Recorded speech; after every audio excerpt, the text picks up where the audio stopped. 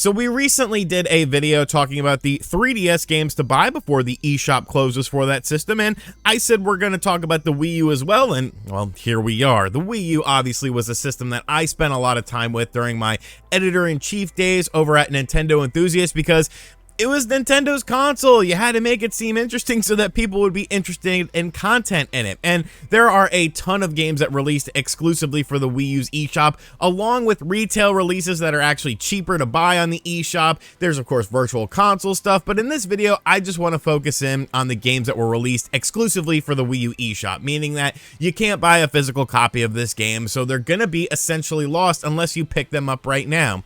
The first game we're going to talk about is Affordable Space Adventures. Now, this game was super cool. It was an indie game that was highly touted, and when you first look at it, you're like, oh, this looks pretty cool. You know, you got a little ship, you're flying around, you're solving puzzles in it, but what made this game unique was the Wii U's gamepad, because yes, the gamepad was used for a lot of gimmicky things, but as you'll see in this video, there were a lot of cool things that the gamepad was used for as well, and this was definitely one of the highlights of gamepad use in my opinion. I feel like this game, Batman Arkham City, that game was freaking awesome with the gamepad, but this game was cool because you would actually control the ship, such as speed, turn on a light, by using the controls on the gamepad. It really added a level of immersion into this game that was kind of, I think, what the Wii U was supposed to be. It was just, it never really realized its full potential. People didn't understand it. People kind of shied away from it, and I get it. But I think Affordable Space Adventures is a super awesome game that showed the capabilities of the Wii U gamepad, and it was an indie game. It was a game developed by a small studio. This game never released on any other platform either. So this game is going to be completely lost. If you only buy one game on this list, I think this is the game to pick up because it was a game that really tried. It really tried to do something different. Next up is another Metroidvania game. This game is a bit on the short side, but I like what they did with it. I like the visual style of the game, and that is a game called The Swapper. Now, the whole thing about The Swapper is you could essentially take on different bodies in order to solve the puzzles, in order to advance through the game, and that was kind of the main hook of this game, to make it sort of different from the other Metroidvanias. It was a little bit clunky at times. You know, some of the movement, you know, didn't look all that natural, but they used like a claymation sort of style with it that I think kind of benefited this game, and it made it stand out a bit. Now, I do believe this game released on Steam as well, so there is a chance to play it, but as far as the Wii U version is concerned, that's going to be lost once again, and obviously there is stuff with the gamepad with this game. Like I said, the main drawback of this game was that it was kind of a short experience, but hey, it's definitely something worth checking out, something that was designed with the Wii U in mind, and something that a game that I actually really liked. You got to have a little shoot 'em up action with Nano Assault Neo, obviously Shinen, I never know how to say it. They were kings of the 3DS and the Wii U era as far as releasing, you know, eShop games. There was also Fast Racing Neo that was on the Wii U's eShop as well. But I like this game because they kind of have shied away from the whole shoot 'em up aspect. Now, this game did get a re-release on the PlayStation system, the PlayStation 4, with some enhancements, but I mean, the vanilla game is still good, and it was only on the Wii U's eShop. So if you're a fan of shoot 'em up games, you're probably well familiar with this game, but in case you for some reason missed it, the Nano Assault games, the Nano Stray games, anything Nano related was definitely something I enjoyed from Shinen at this time, so I think you guys will too. I'm a big fan of Sonic the Hedgehog games, and a game called Armillo came out on the Nintendo Switch's eShop that I thought was one of the best sort of action platformers at that time, and nobody really paid attention to it, and it is a damn shame because the visuals of the game were fantastic. The music of the game was fantastic. It was kind of different because you're playing as an armillo or an armadillo that's named Armillo, but the movement and the whole sort of puzzle solving stuff, it definitely felt a bit like a Sonic game. It was a mascot-based platformer game, which at that time, I believe this game released in 2014. You know, the whole mascot resurgence hadn't really started happening yet. I fell in love with this game. I love the music of this game as well. It's just a super highly polished game on the Wii U's eShop, and a game that I really enjoyed. If you're a fan of, you know, action platformer games, you like a little bit of spice with it. If you like Sonic the Hedgehog games, I think Armillo is definitely worth checking out if for some reason you haven't yet on your Wii U. Trust me, you won't be disappointed with this game. There's tons of secrets in the game as well, tons of end game stuff. Definitely a very fun game. Now, here's what's crazy. For the rest of this video, all of the games I'm going to be talking about are games that were first-party Nintendo games. Yes, first-party Nintendo games that are gone forever. Gone, there's no way to play them.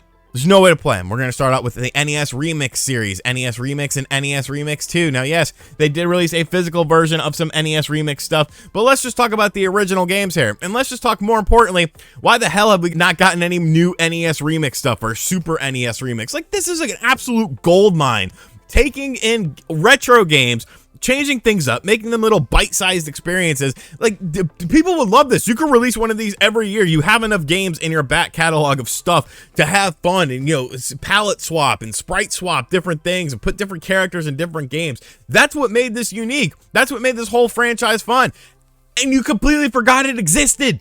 You are doing nothing with this franchise, and it is absolutely ridiculous. It should be NES Remix, Super NES Remix, N64 Remix. Like, I get it, maybe GameCube Remix would be pretty hard, but the fact that they've completely abandoned this, I don't understand it. Maybe this franchise just sold like absolute ass, and if that's the case, whatever, I guess I could kind of understand it, but that's absolutely ridiculous to me. There was also Pokemon Rumble U. It wasn't a great game by any stretch of the imagination. It was kind of, you know, a battle system game where you would progress with your little different Pokemons, and then we're kind of done in like toy style, like capsule style, kind of like a bit of a Skylanders thing. But this is a Pokemon game that's going to be gone forever. Of course, there's all the virtual console Pokemon related stuff that you could get into, but this was a new experience. And like, yeah, maybe it wasn't the best experience in the world, but obviously Pokemon fans do not care about things like that because they supported Pokemon Scarlet and Violet in droves, and that game's a broken mess. So if for some reason you haven't checked out Pokemon Rumble U and you're a Pokemon fan, go ahead and check it out because, I mean, you won't really care that it's not a good game. We had a year of Luigi because people cared about Luigi all of a sudden.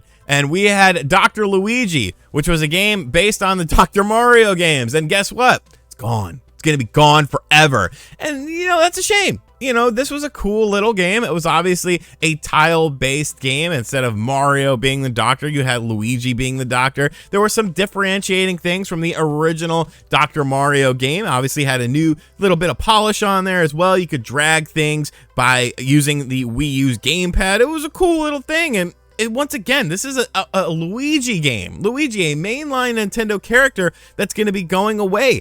And that to me is just absolute insanity. You need more insanity, folks? What about a Mario game? A freaking Mario game. Mario versus Donkey Kong, tipping stars. Never got a physical release stateside, and you're never gonna play this game. And the Mario versus Donkey Kong series, you know, it's been around for a while. Some people really enjoy it, some people not so much. I'm not a huge fan of it. I get the whole appeal of it. You know, it's a puzzle game. You draw the little lines and the little Marios go across, kind of like a bit of a lemming sort of thing. It's something that I could play in little bursts, but like for longevity, these games never really sat well with me. But still, this is a first-party Mario game that Nintendo is just like, okay, you know what, we can just completely abandon it. It's not something that's very important to us, and it's just bizarre to me. It's a fun game. You know, if you like what you see in this trailer, you'll probably like what you experience with the game if you like this gameplay style, and to me, this is more of a historical thing. You know, a Pokemon game being gone forever, a Luigi game being gone forever, a Mario game being gone forever. That's very, very impactful to me. You also had new franchises that are going to be gone that haven't been seen since the Wii U and the 3DS era, and Pushmo World is a great example of that. Pushmo World was yet again another sort of puzzle-based game where you would push different blocks in order to ascend up the blocks, and then you would get to the top and save a little kid thing, and there's some weird story that goes on with it, but you were essentially just trying to get to the goal. And as you went along, obviously the puzzles got more difficult, they got bigger as well, so you'd be scaling these large obstacles, and it was a really fun game. It was a game that made you think. I thought the graphics of the game were really nice. The puzzles themselves were pretty fun. You get those aha moments when you finally figure it out. There was over 250 different puzzles to check out. And Pushmo, you know, there were games on the 3DS. There were games on the Wii U. We never got them on anything else. We never got them released physically. We never got them on any sort of thing.